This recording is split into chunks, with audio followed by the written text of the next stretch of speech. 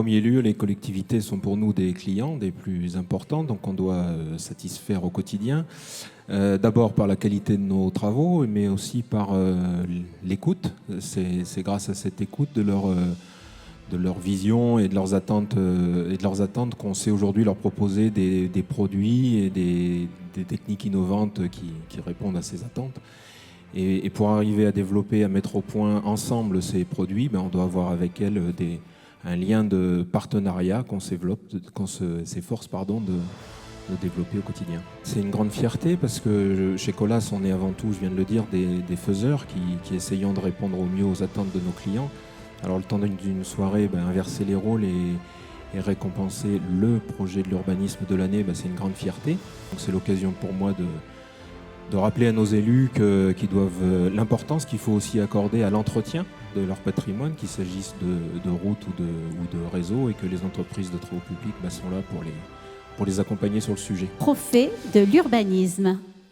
Alors le lauréat, c'est le parc linéaire urbain.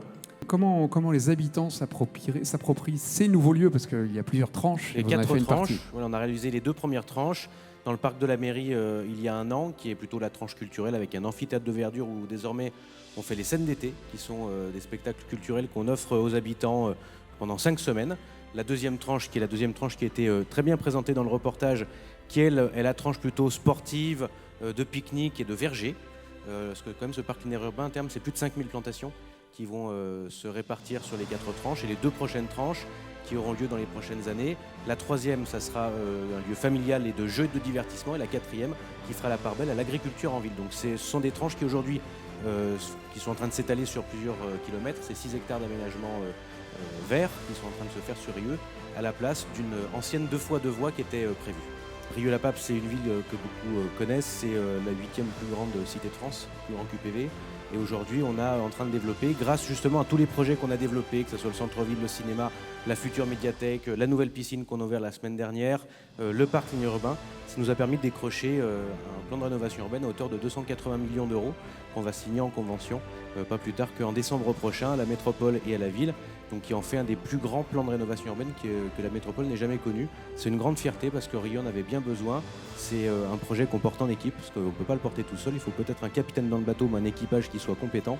Donc je suis très heureux de porter ce projet dans les prochains mois et pour qu'on puisse le réaliser.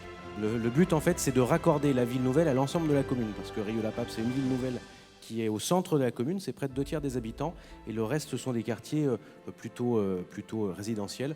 Le but à terme, c'est de créer de la couture urbaine, créer de la transition, ouvrir ces quartiers, créer une véritable mixité sociale. C'est 80 millions d'euros qui ont été dépensés sur ce mandat, plus la rénovation urbaine. Je crois que la prochaine mandature, c'est déjà compris dans la convention en rue. C'est 2 nouvelles écoles, c'est 2 écoles agrandies. Ce sont un agrandissement, la création du centre-ville, le désenclavement de nos quartiers en nord-sud, parce qu'on est plutôt une commune qui est enclavée est-ouest. Bref, c'est un plan vraiment d'ampleur. On ne travaille pas que sur le quartier politique de la ville, mais sur l'ensemble de la ville. Sébastien Boulard, je vous laisse remettre le trophée de l'urbanisme à Rieux-la-Pape pour le parc linéaire urbain.